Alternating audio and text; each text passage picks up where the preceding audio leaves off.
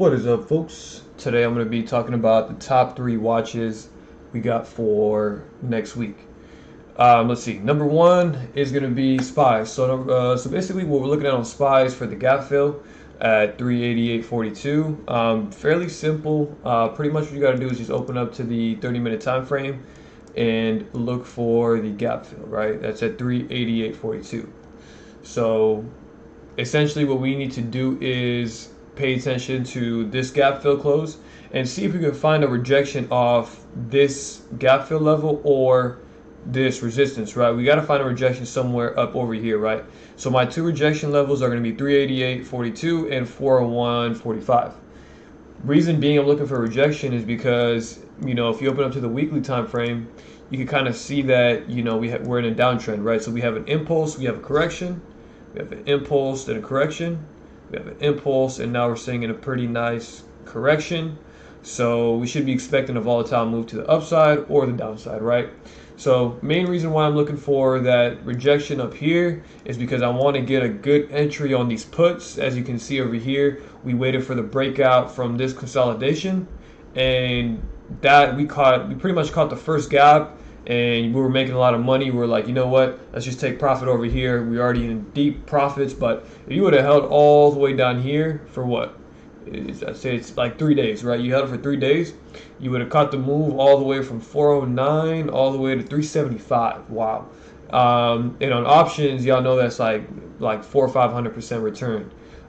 So pretty much I want to catch the next big move down, right? Because that's what I like to trade, big moves, right? The bigger moves. We can play these small little, like the gap fill. We can play the gap fill, but that's a scalp, that's in and out day trade, right? So I'll be looking for that opportunity, but I'm mainly looking for the bigger move because they don't come so often.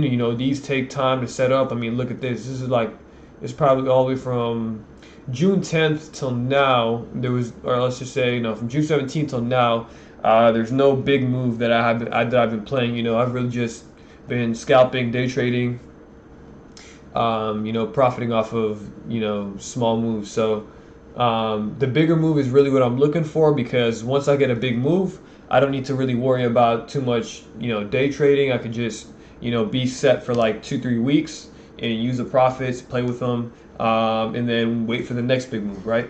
So this next big move is what I'm waiting for. I'm looking for a rejection around 388.42 or 401.45, right? So, I mean, pretty much we just have to wait, right?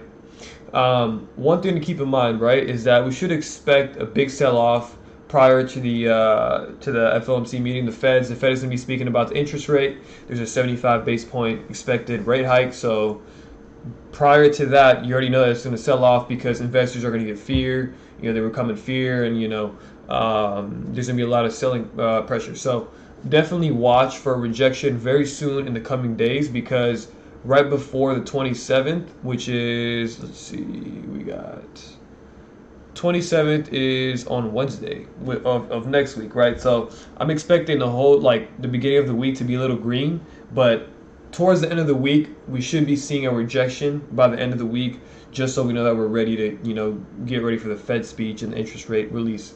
Let's see. So what I really want to catch from here is a put around over here, 388 or 401. I want to get in at least 2 to 3 months out, but I'm going to definitely dollar cost average into a position to the point where I built a good average. So I might start off a position, buy, let's just say 5 contracts, then buy 10, 20, 30, 40, and just keep going. Okay. Let's see. Next idea we got is Tesla, right? Tesla, fairly simple setup. We got a high buying pressure candle. We got a doji.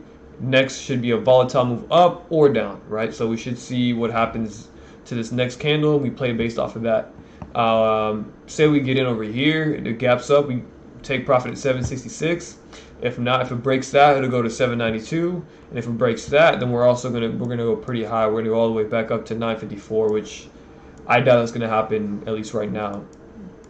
So definitely keep this on watch to see what happens on Monday. They're also reporting earnings as well, so keep that in mind. Netflix also reporting earnings next week. They had a 8% move on Friday, so that's definitely a big step up. Definitely take a look to see what happens next week with this resistance. I mean, we could just bounce, we could break. If we smash through that, I mean, that's a good scalp right there to 207.44, which is the next resistance. There's really nothing stopping it because it was consolidating. So 207.44 is a profit target on this play. I mean, if we do a little pullback, I mean, I'm definitely getting in because of this high buying pressure candle right here, right? So definitely keep these on watch. Any questions y'all got, let me know. Make sure y'all comment, like, subscribe. I'd appreciate it. I'm trying to grow my channel. Let me know if y'all got any ideas as well. Other than that, y'all be safe and let's make some money this week.